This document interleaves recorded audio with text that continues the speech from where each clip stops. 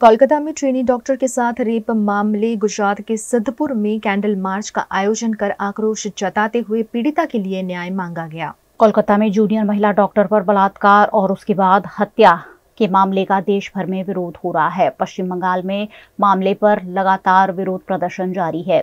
देश में भी अलग अलग जगहों से विरोध सामने आ रहा है। गुजरात के पाटन जिले के सिद्धपुर में इंडियन मेडिकल एसोसिएशन द्वारा विरोध प्रदर्शन के रूप में कैंडल मार्च आयोजित कर पीड़िता को श्रद्धांजलि दी गई। इस मौके पर सिद्धपुर के डॉक्टरों ने मृतक महिला डॉक्टर के लिए न्याय मांगा है। फांसी दो, रेपिस्ट को फांसी दो, रेपिस्ट को फांसी दो, रेपिस्ट को फांसी दो, हत्यारों को फांसी दो, हत्यारों को फांसी दो, हत्यारों को फांसी दो। We want justice। आप सब जाणो छो के 9મી ઓગસ્ટ એ મહિલા સુરક્ષા માટે અને મહિલા ડોક્ટર માટે કાળો દિવસ હતો। 9 ઓગસ્ટની પરોઢીએ 2:30 વાગે 36 કલાકની ડ્યુટી પછી એક મહિલા ડોક્ટર રૂમની સેવા ન હોવાના કારણે સેમિનાર રૂમમાં આરામ કરવા ગઈ। ત્યાં 36 કલાકની ડ્યુટી પછી થાકેલી હારેલી દીકરી પર નરાધમોએ કુકર્મ આચર્યું, એકદમ ગંદુ કૃત્ય કર્યું, બળાત્કાર કરી એને નિર્મમ હત્યા કરી। આપણે એમ કહીએ છીએ કે બેટી પઢાઓ બેટી બચાવો, તો અમારી આ દીકરી પઢી પણ આપણે એને બચાવી ના શક્યા, એ બચી ના। એટલે અમારી એ જ છે કે અમે એ મહિલા દર્દી જે અમારી દીકરી જે બેન હતી એને અમે સહાનુભૂતિ અને અમે શ્રદ્ધાંજલિ આપીએ છીએ। અને સિદ્ધપુરના ડોક્ટર્સ આઈએમએસ એસોસિએશન પ્લસ બધા જ ઓર્ગેનાઇઝેશન અને આપ જોઈ શકો છો કે મોટી સંખ્યામાં દરેક સમાજના આ દીકરીઓ જે છે, આજે આપણે કહીએ છીએ ગર્વથી વાત કરીએ છીએ કે મારી દીકરી આગળ ભણે છે, પણ એની સુરક્ષાનું શું? તો આ બેનર એ જ કહી રહ્યું છે કે અમે ભણી રહ્યા છીએ પણ અમારી સુરક્ષાનું શું? તો અમે અમારા અવાજથી આ કેન્ડલ માર્ચ કર્યો છે તાકી સરકારના કાન સુધી અમારી વાત પહોંચે અને મહિલા સુરક્ષા માટે કડકમાં કડક કાયદો લાવે। તે જ રીતે ડોક્ટર્સનું આપ જોઈએ છે કે અમે ડોક્ટર્સ મહિલા ડોક્ટર્સને બધા આટલી ડ્યુટી કર્યા પછી દર્દીઓનો જીવ બચાવવાની કોશિશ કર્યા છે, પણ એવા જ દર્દીને એવી જ દીકરી પર આવું અત્યાચાર થયું, આવું નિર્મમ હત્યા થઈ, એનો અમે સખત વિરોધ કરીએ છીએ। અને આપણે કહીએ છીએ કે આપણો પુરુષ સમાજ છે, પુરુષ પ્રધાન સમાજ છે, તો હું બધાને હાથ જોડીને વિનંતી કરું છું કે દરેક વાલીઓને કે આપણા બાળકો ખાસ કરીને છોકરાઓને યુવાનોને આપણે શીખ આપીએ કે મહિલાની આબરૂ શું છે, આપણે એમની શું રિસ્પેક્ટ કરવું જોઈએ।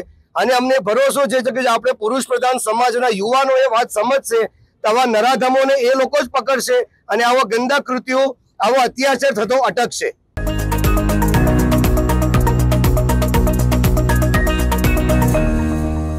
उत्तर प्रदेश के कानपुर में शुक्रवार देर रात साबरमती एक्सप्रेस पटरी से उतर गई। हादसे में ट्रेन के 25 डिब्बे डीरेल हो गए हैं।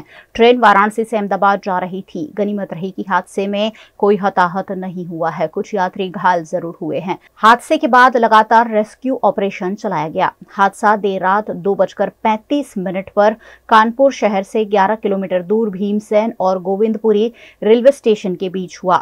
हादसे पर रेल मंत्री अश्विनी वैष्णव ने कहा है कि ट्रेन का इंजन पटरी पर रखी किसी भारी चीज से टकरा गया। इंजन पर टकराने के निशान भी है। सबूत सुरक्षित रख लिए गए हैं। आईबी और यूपी पुलिस हादसे की जांच कर रही है। नॉर्दर्न सेंट्रल रेलवे के जीएम उपेंद्र चंद्र जोशी ने हादसे पर कहा कि ये तय है कि हादसा इंजन के किसी चीज से टकराने की वजह से हुआ है। मौके पर कोई चीज नहीं मिली है। रेल अफसरों ने इस पर बताया कि हादसे से 1 घंटे 20 मिनट पहले पटना इंदौर एक्सप्रेस ट्रैक से गुजरी थी, तब तक ट्रैक सुरक्षित था। हादसे के बाद कानपुर से बुंदेलखंड और मध्य प्रदेश जाने वाली 16 ट्रेनों को रद्द कर दिया गया है। 10 ट्रेनों के रूट भी बदले गए हैं। 24 घंटे में ट्रैक को क्लियर कर देने का भरोसा भी रेलवे विभाग ने जताया है। साबरमती एक्सप्रेस है और ये कानपुर की तरफ से झांसी की ओर जा रही थी और यहाँ पे डीरेल हुई। लगभग 22 कोच इसके पटरी से उतरे हैं, बट कोई कैजुअल्टी नहीं है और कोई गंभीर रूप से घायल भी नहीं है। बहुत ही माइनर खरोच वगैरह कुछ यात्रियों को आई हैं। बाकी एम्बुलेंसेस हमारी यहाँ पे हैं। हम लोग बसेस मंगवा रहे हैं ताकि जो यात्रीगण यहाँ पे हैं उनको रेलवे स्टेशन और बस स्टेशन या उनके गंतव्य तक छोड़ा जा सके। देखिए, एक कंट्रोल रूम में सूचना प्राप्त हुई कि वाराणसी से एक ट्रेन अहमदाबाद की तरफ जा रही है, वो उसमें कुछ दुर्घटनाग्रस्त हुई है। उसी की सूचना पर तत्काल प्रभाव से जितने हमारे अग्निशमन वाहन हैं, 5 अग्निशमन वाहन, रेस्क्यू वैन्स वगैरह मौके पर भेजी गई और पुलिस के अधिकारी और सभी कर्मचारी मौके पर पहुंचे। तो इसमें पूरा देखा गया कि ये बनारस से साबरमती जा रही थी ये ट्रेन, जिसके कुछ डब्बे डीरेल इसमें हुए और लेकिन सभी सुरक्षित हैं यात्री, सभी को निकल गए थे पहले, बाकी को निकाल लिया गया था, डब्बे वगैरह चेक कर लिए, किसी भी तरह का कोई इंजरी और इसमें कोई प्रतीत नहीं हुआ। देखिए वो तो रेलवे के अधिकारी मौके पे हैं, वो लोग अपना कर रहे हैं, कुछ बसेस वगैरह का पूरे अधिकारी वो लोग अपनी प्लानिंग से कर रहे हैं, बाकी हमारे एंड से पूरे गाड़ियाँ वगैरह मौके पे हैं और चेक कर लिया गया, किसी तरह की कोई इंजरी नहीं हुई है, वहाँ पे नहीं मिला है।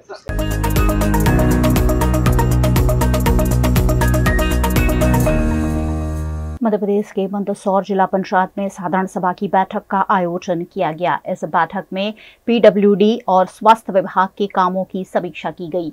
बैठक के दौरान कांग्रेस जिला पंचायत सदस्य भोपाल सिंह सोलंकी और रिंकेश डबकरा ने सड़क निर्माण में भ्रष्टाचार सहित स्वास्थ्य विभाग में गड़बड़ी के आरोप लगाए हैं। कांग्रेस सदस्यों के इन आरोपों पर भाजपा सदस्य नरेंद्र पाटीदार ने कहा कि सदस्यों की शिकायत पर अधिकारियों से चर्चा की जाएगी और गलत निर्माण पर जांच करवाकर उनमें सुधार भी किया जाएगा। इस बैठक में जिला पंचायत अध्यक्ष दुर्गा विजय पाटीदार, मुख्य कार्यपालक अधिकारी कुमार सत्यम समेत के अधिकारी उपस्थित रहे। जिला पंचायत की मीटिंग भ्रष्टाचार वो चरम सीमा पे है और जो सड़कें बना रहे हैं इसमें लाखों रुपए के घोटाले हो रहे हैं, इसकी कोई सुनने वाला नहीं। पेयजल की समस्या में जो चल रही है वो समस्या सिंचाई योजना चल रही, चाहे वो धरातल पे कुछ नहीं है, सिर्फ काम है। भ्रष्टाचार बहुत चरम सीमा पे है, क्योंकि अभी पीडब्ल्यूडी की समीक्षा चल रही थी। पीडब्ल्यूडी अधिकारी जब को बोला उसको कि भाई ठेकेदार एक पाइप, किसान का पाइप नहीं डाल सका, पाइप तोड़ के फेंक दिया सोनगरा में। सोनगरा से तकतपुर सड़क बन रही उसमें, और मैं खुद ऑफिस जाके आया, उसके बाद अभी तक उस किसान के खेत में पानी जा रहा है, पाइप तक नहीं डाल पाए। ऐसी भ्रष्टाचार सड़कों में अनेक बार हो रही है। जिस बादरी से अपने बिल्लोद तक जो सड़क बन रही है, उस सड़क में आगे सड़क बन रही और पीछे टूटती जा रही, ऐसी स्थिति सड़कों की। मेडिकल कॉलेज संबंधी में मेडिकल कॉलेज के लिए श्री चौहान साहब ने खुद ने आदेश किया और हमने जो जिला पंचायत में मीटिंग ली कि विपिन गुप्ता का हमने आदेश नहीं किया है। चिकित्सा विभाग को, लोक निर्माण विभाग, मध्य प्रदेश ग्रामीण सड़क विभाग और स्वास्थ्य विभाग की समीक्षा बैठक रखी गई थी। इन बाकी लोगों का, जिसमें शिक्षा विभाग में भी बहुत ज्यादा भ्रष्टाचार है, उसके लिए भी हम लोग यहाँ उनसे बहुत सारे प्रश्न करना चाहते हैं। अभी उनका नंबर नहीं आया है, इसका नंबर आते ही विभाग का उनसे सारे क्वेश्चन करेंगे। स्वास्थ्य विभाग तो हमें अपूर्ण जानकारी देता रहा है और स्वास्थ्य विभाग के खिलाफ निंदा प्रस्ताव लाने के लिए भी हम लोग सभी सदस्य एक रूप से तैयार हैं। कोलकाता में ट्रेनी डॉक्टर के साथ रेप और हत्या मामले, आज रेजिडेंट डॉक्टर्स की हड़ताल का 8वां दिन है। आज देश भर में सभी अस्पतालों में मेडिकल सेवाओं को बंद कर दिया गया है। इंडियन मेडिकल एसोसिएशन यानी IMA ने आज सुबह 6 बजे से कल सुबह 6 बजे यानी 24 घंटे के लिए बंद की घोषणा की है। IMA ने कहा 24 घंटे के दौरान सभी प्राइवेट और सरकारी अस्पतालों में इमरजेंसी सेवाओं को छोड़कर सभी कामकाज बंद हैं। 9 अगस्त को कोलकाता के आर्चिकर मेडिकल कॉलेज में on duty post graduate training doctor का रेप और हत्या की गई थी। 14 अगस्त की देर रात इसी अस्पताल में हिंसा हुई। इसी को लेकर सुप्रीम कोर्ट के वकीलों ने CJI चंद्रचूड़ से एक्शन लेने की अपील की है, जिसके चलते 24 घंटे के लिए बंद की घोषणा की गई है।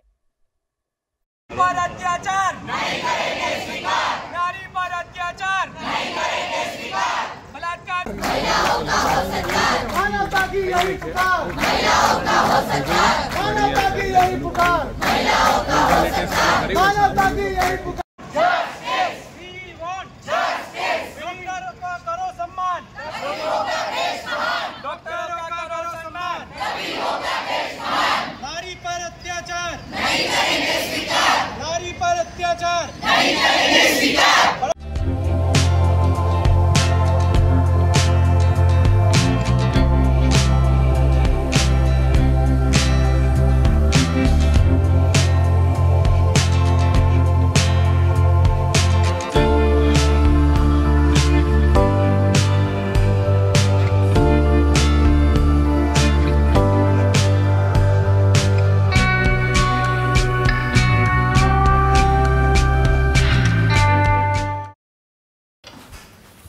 ठीक से साफ करो, ऊपर ऊपर से नहीं। BLDC मतलब बोरिंग लुकिंग। इसको साफ करके क्या फायदा? इतनी बेइज्जती। Switch to RR signature designer BLDC fans, जो बोरिंग लुकिंग नहीं, वेरी स्टाइलिश लुकिंग है। RR सिग्नेचर फैंस, आपके काम की बात। Every new year we take a new year resolution. New year resolution का मतलब होता है upgrading your life, which means upgrading your lifestyle and upgrading your living space. And that is why the best choice is Trilogy by Courtyard.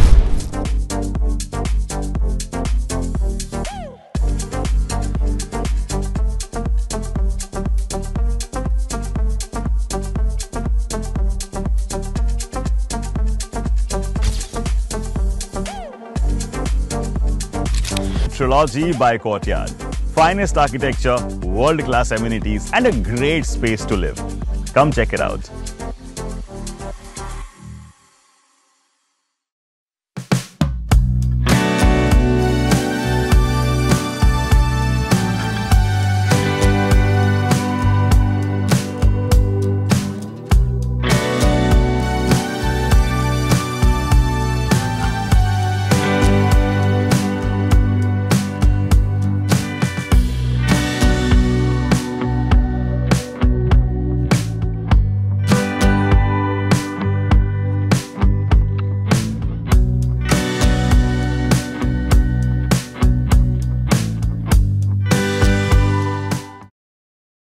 Bharat ले रहा है electric अंगड़ाई। क्यों ना हम साथ चले, साथ चले, साथ बढ़े, साथ बढ़े, देश मेरे, देश मेरे। देश को ले जाए नई दिशा की ओर। आपका जॉय, भारत का जॉय।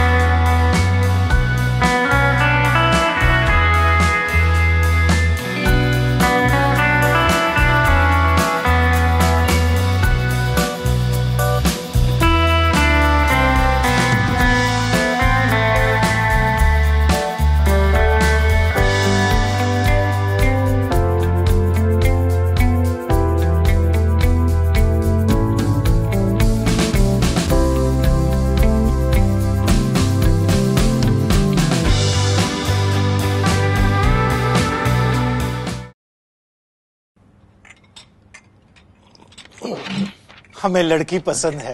कुंडली भी मिलती है भैया। काफी हॉट है। कोने कोने में हवा नहीं पहुंच रही। Switch to RR signature Broadway fans with curved plates, जो हवा पहुंचाए कोने कोने में। Feeling like a wow. RR signature fans, आपके काम की बात। Welcome to Courtyard Palladium. 3 BHK large size apartments. यहाँ તમને મળશે એક grand living room with an amazing view. સાથે એક comfortable dining area. A perfect kitchen for your perfect family. Now 3 bedrooms નો પહેલો bedroom with an amazing balcony view. સાથે the second bedroom which is very comfortable, very cozy and has ample of sunlight. And now for the third and the master bedroom of this house. This is so amazing. So grand and so beautiful. Best વાત આ apartments ની એ છે કે અહીંયા તમને મળે છે walk through balcony. So now I'll see you in the living room. Let's go. This is amazing, right? Courtyard Palladium, 3 BHK large apartments near Earth Infinity in Bhaili. Don't forget to visit.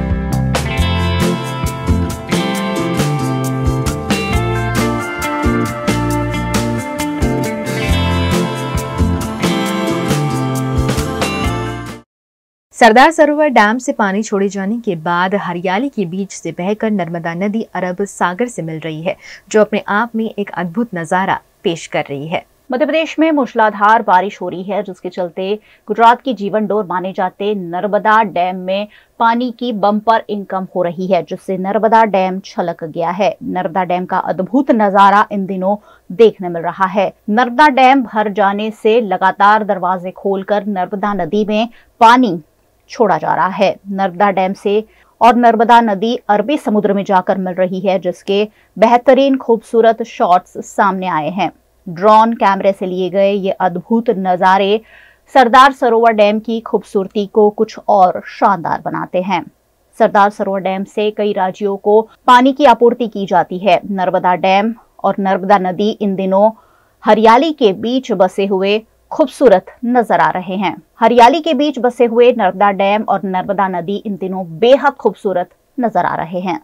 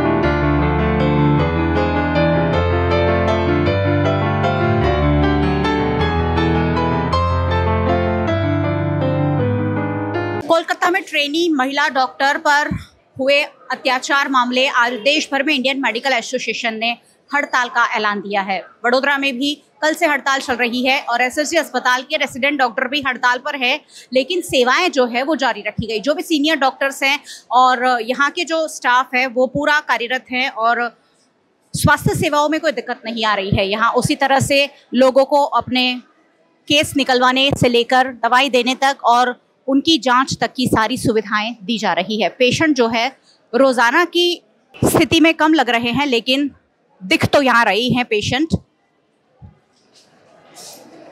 और सभी department जिसे हमने देखा कार्यरत है और जो senior doctors हैं वो एसएसजी अस्पताल में सभी तरह की स्वास्थ्य सुविधाएं यहाँ मरीजों को मुहैया करवा रहे हैं। अलग अलग बीमारियों के लिए यहाँ अलग अलग कतारें हैं और दवाइयाँ वितरित की जा रही है। हर जगह कतारें हैं और मरीज जो हैं उन्हें उनके हिसाब से ट्रीटमेंट दिया ही जा रहा है।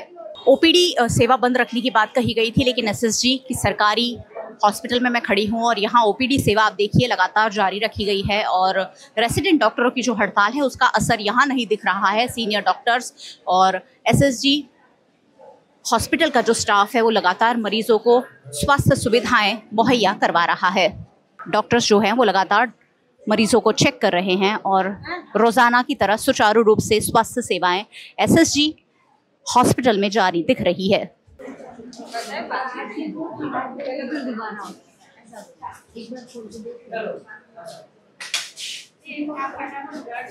एसएसजी हॉस्पिटल के डॉक्टर निपुर वारा हमारे साथ है। ये डॉक्टर जो हैं सीनियर डॉक्टर्स हैं वो भी काली पट्टी बांधकर मामले का विरोध जरूर कर रहे हैं, लेकिन सेवाएं फिर भी जारी रखी गई है। सर, आज आईएमए की हड़ताल है, लेकिन स्वास्थ्य सुविधाएं आप लोग लगातार मुहैया करवा रहे हैं, क्या कहेंगे इस पर जो मामला हुआ है? जो मामला हुआ है वो काफ़ी दुखद मामला है।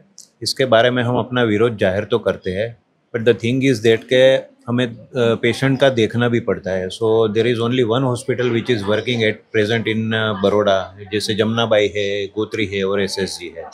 और हमारी ओपीडी कम से कम 400-500 की ओपीडी होती है, तो पेशेंट को एटलीस्ट अभी तकलीफ ना पड़े तब तक हमारा प्रोटेस्ट खाली काली पट्टी पहन के चालू किया है। अगर सरकार इसमें आगे कुछ एक्शन नहीं लेती है तो आगे कुछ करने का प्लान हम डिसाइड करेंगे, further course of the action. Sir, आपको लगता है डॉक्टर की सुरक्षा के लिए कुछ ठोस कानून देश की सरकार को लाने होंगे, क्योंकि रेप हो रहे हैं, अत्याचार हो रहे हैं, मारपीट हो रही है डॉक्टरों के साथ? हॉस्पिटलों में तो एटलीस्ट सुरक्षा होनी चाहिए, एटलीस्ट सरकारी सभी लेवल की हॉस्पिटलों में सुरक्षा होनी चाहिए। हमारे पास भी इतने सुरक्षा कर्मी होते नहीं है। समटाइम पेशेंट के साथ बहस होती है, मारामारी होती है, पेशेंट कुछ भी बोल जाते हैं, एक दवा नहीं मिलती है तो हमारे पर गुस्सा होते हैं और वही थोड़ा सा बाहर निकल के भी मारने की कोशिश भी करते हैं। काफ़ी झगड़े होते हैं, हमारा टाइम वेस्ट होता है, दूसरे पेशेंट की सुविधाओं में भी उपलब्ध नहीं हो पाती है। समटाइम्स पेशेंट को मैनेज करना हमें बहुत डिफिकल्ट हो जाता है, हमारे पास सुरक्षा कर्मी होते ही नहीं है। डॉक्टर निपुर से हम बात कर रहे थे, जो कह रहे थे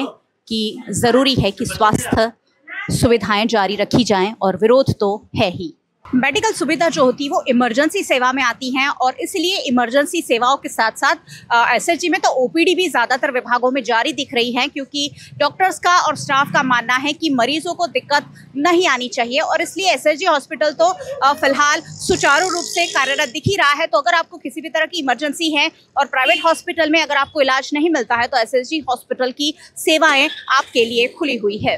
गुजरात के वडोदरा की आनंद विद्या विहार स्कूल में आज करियर फेयर का आयोजन किया गया। इस फेयर में छात्रों द्वारा अलग अलग करियर पर गाइडेंस दी गई। 9वीं और 11वीं कक्षा के छात्रों ने इस करियर मेला में भाग लेकर विविध प्रकार के करियर ऑप्शंस जैसे space science, law, medicine, engineering, neuropsychology इत्यादि विषयों पर सभी प्रकार की जानकारी स्टूडेंट्स तथा उनके पेरेंट्स को दी। सो बेसिकली हमने ये टॉपिक इसलिए चूज किया क्योंकि we all are from we have taken 11th science stream and we mainly have the focus to explain the future prospects of mechanical engineering, how you can approach towards being a perfect and a successful mechanical engineer, what specializations can occur, and what are the ways you can achieve them.